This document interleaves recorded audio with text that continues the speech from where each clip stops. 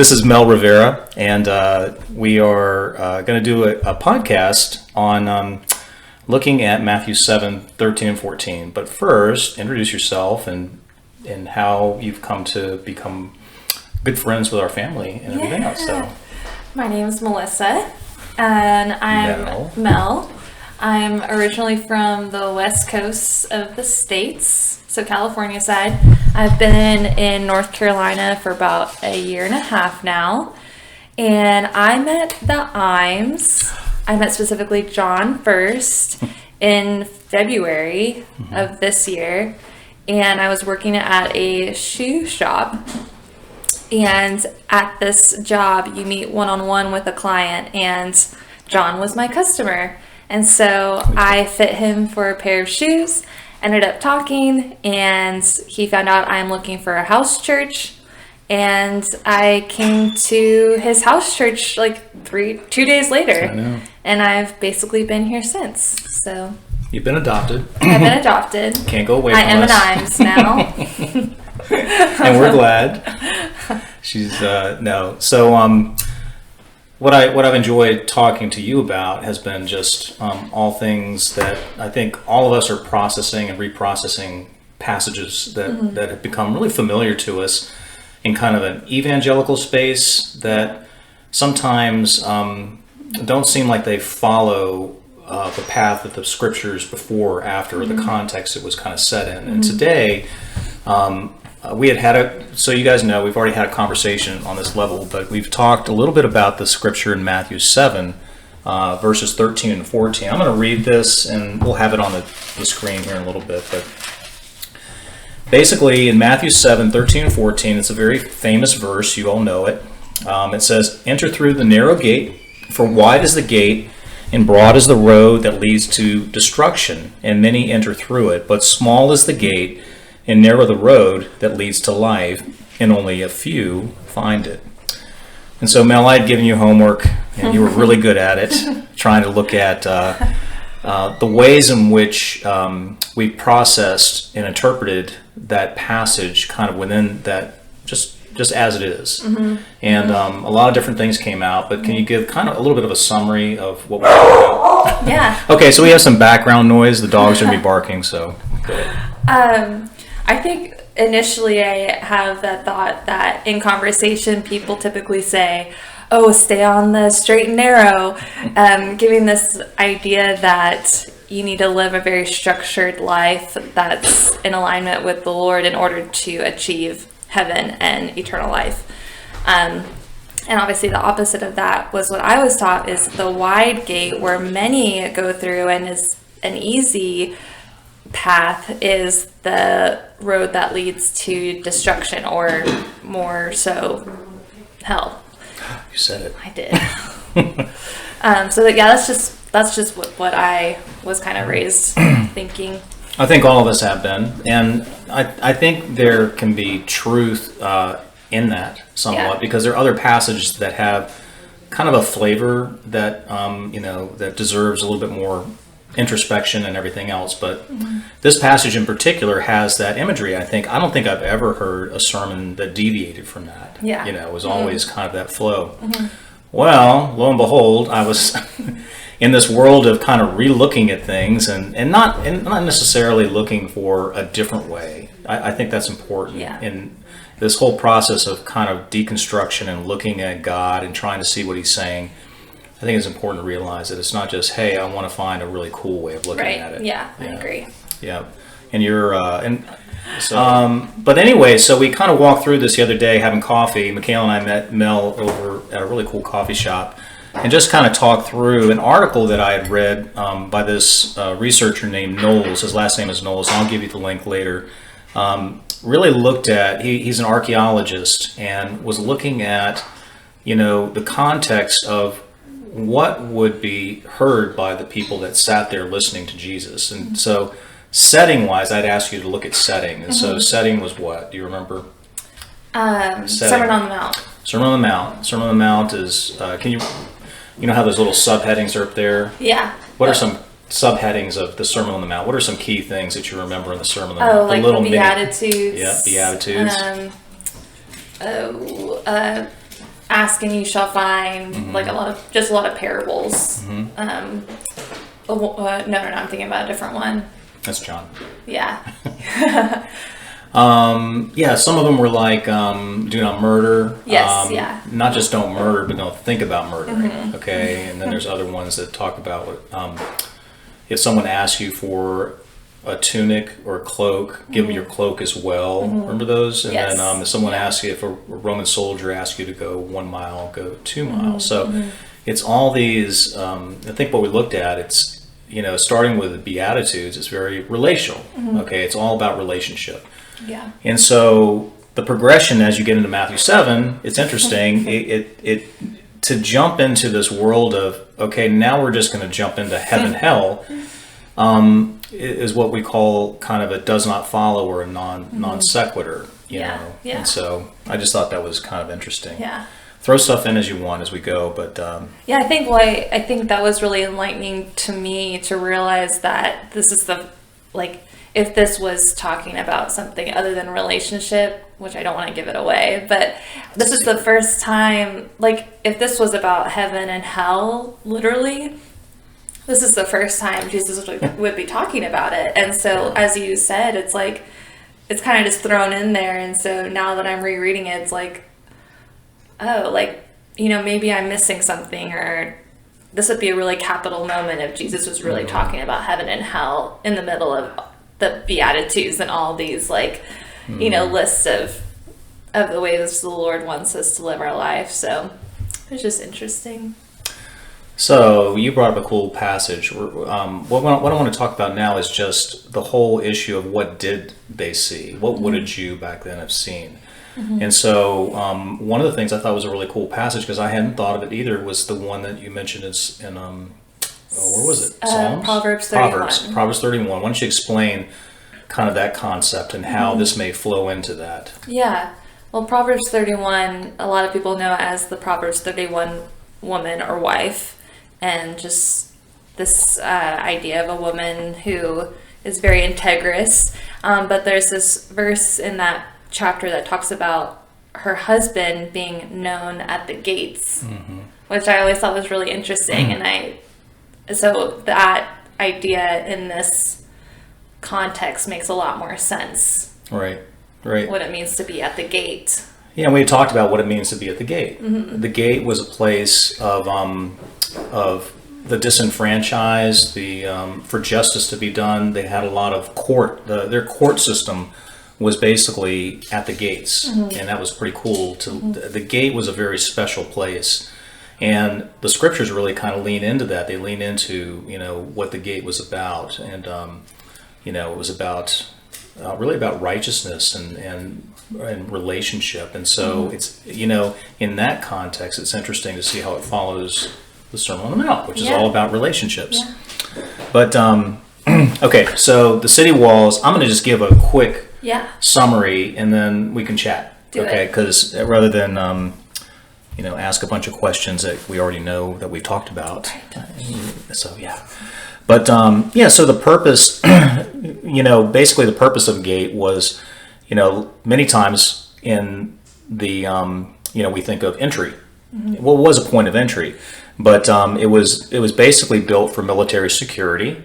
To have just one functional gate was really important. You didn't want to have tons of entryways, and especially something that could be guarded. It also signified wealth and civic status, and so it was a place that a community or a regime could put their stamp, basically the public or political or religious stamp on the gate. So the gate, in the Roman time, when the Romans came in and kind of influenced everything with the Herodians, it was very much a propaganda piece. And so, as an example, in the archaeological stuff, this is new to you, by the way, as I pulled this out the other day. Yeah. In Matthew 8:28, it talks about Jesus being on the other side of the Sea of Galilee in the Decapolis, where he healed that demonic guy, who was chained up and everything. But there was one of the cities that was there was a gate that they uncovered, and it was called the Tower Gate, and it was 150 feet and 115 feet in width. It was flanked by 37-foot tall towers, and it only had a 16.4-foot opening. It was called the Tiberius Gate.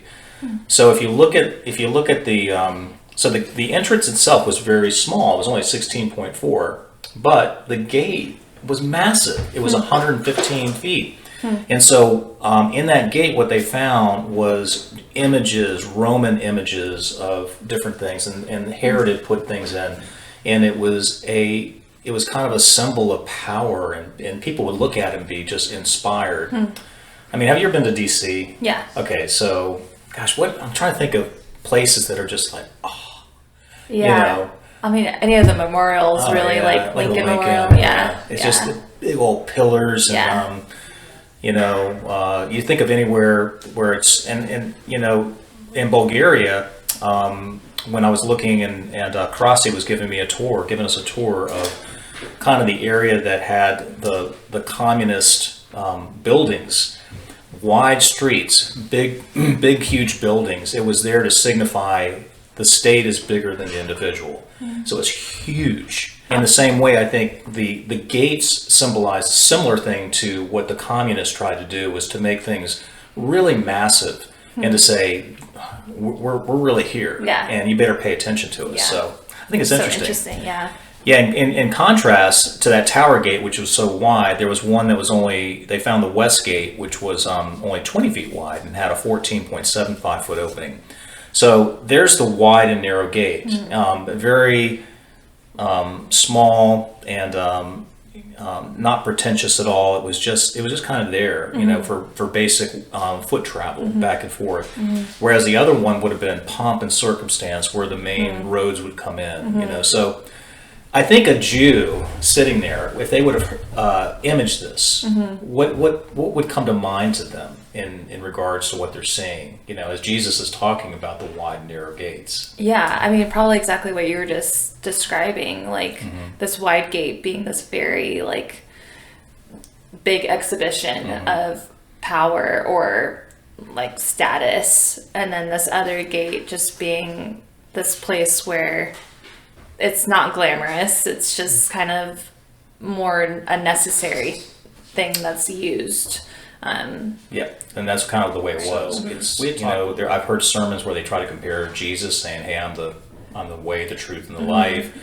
I believe all those things, but to be solid and accurate with what they're talking about here, what did they see? Yeah, right. I mean, for us, looking backwards, we go, "Oh yeah, we can piece all these passages together." But for them, right there, it's like, hey, I got a gate here, and a gate here, which I think is a good example of the way, in some cases, the Bible is very literal, in the context of what gates meant to the audience, right? Whereas we kind of can over spiritualize something to just sound nice or beautiful, when it is beautiful, but when it's not beautiful when we put our own twist to it. Yeah, and it's not that there's inaccuracy with what's stated. The sermons that I heard actually they had some really good stuff in them. But are we missing something of impact that he wanted us to hear in that moment, which I think is where we'll get to. The answer is yes. There we are. We are. So, so anyways, and talking about the roads, so as they discovered some other things, the common road was just a 2-track road. It was like a 6-foot wide road. And it was basically, and prior to the Romans coming in, that's kind of the way it looked. The Romans came in, the roads wide to about 11.5 feet, and they were paved stone. They had, they were meant to, not just show power, but it was to allow military apparatus to get quickly from one region to the other. We got to remember, Israel was kind of in the middle of everything. It was kind of Egypt's down here, and then you've got Greece and everything else. So the Roman Empire pivoted right in the crux of what Israel was. Yeah. And so the wide road was really important so that they could move, if there was a siege warfare, they would move battering rams and different apparatus down these major roads. And so if I'm sitting there, I'm thinking, as a Jew, oh yeah, this is a Roman gig. Yeah. And, oh, this is a Herodian, this gate over here. So I got this wide road, very Romanesque, power, empire, kingdom, big gate. And then we got the little dinky gate, the small gate, which is just pedestrian,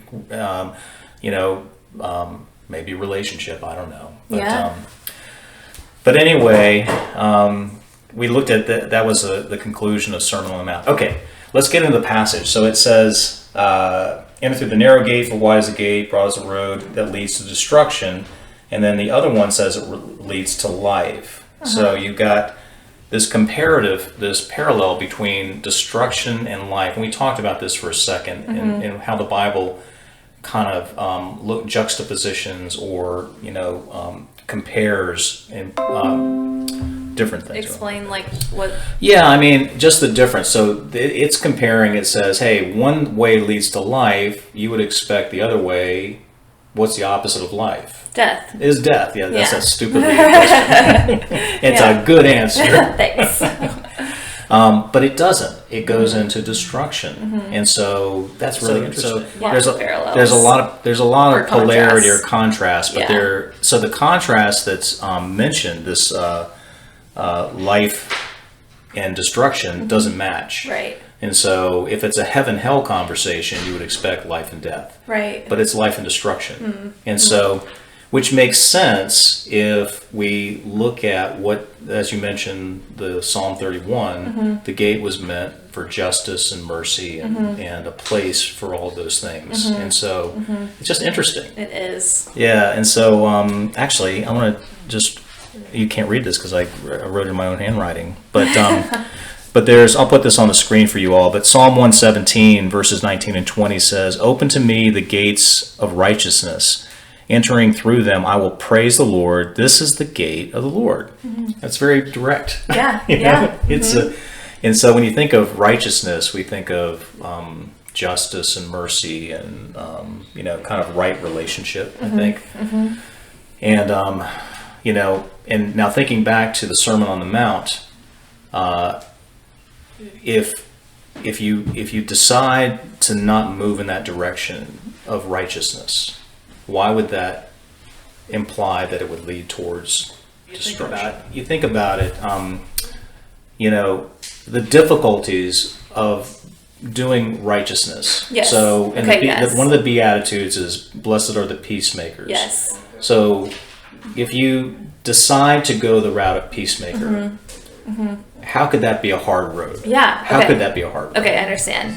It's interesting, it's hard, I think, to think this through again, because I've lived 29 years of just thinking of this passage this certain way. But to answer your question, I mean, you were thinking as a 1-year-old? Yes. Okay, good. 6 months old.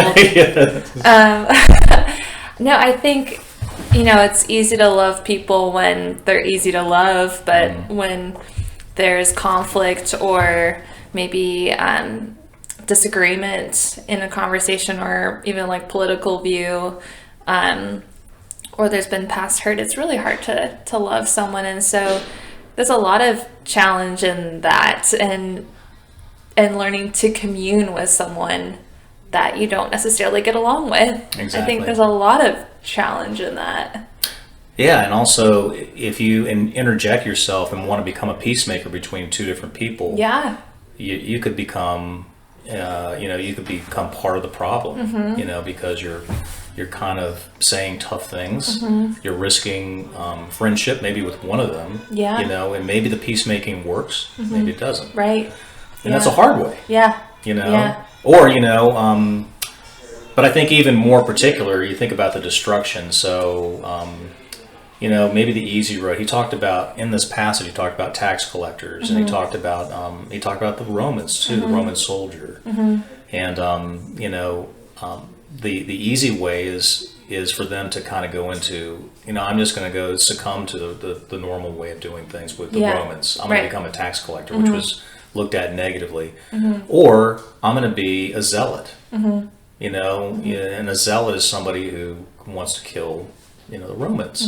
And so, but Jesus is just totally doing the opposite. He's looking at it going, No, if the Roman soldier asks you to go a mile, go second mile. It's like, wait a minute. Yeah. Time out. Right. So I don't, it's just amazing to look and to see, are we seeing what Jesus really wanted me to see? Yeah. And, but what does that mean for me? Okay, so if I'm sitting there in that audience and I'm thinking about these concepts, empire, largeness, it's just right in my face. And what it should be. The small gate is about relationship and righteousness and moving in that direction. I just think it's fascinating. Yeah. Yeah. And it makes sense now, like, given the context, like, so much of Christ's,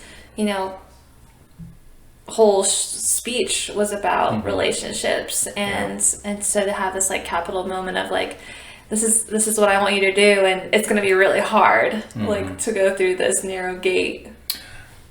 Yeah, when I saw that, I was like, wow, this is, it was neat talking to Mel when she was having coffee, it's almost like these aha moments.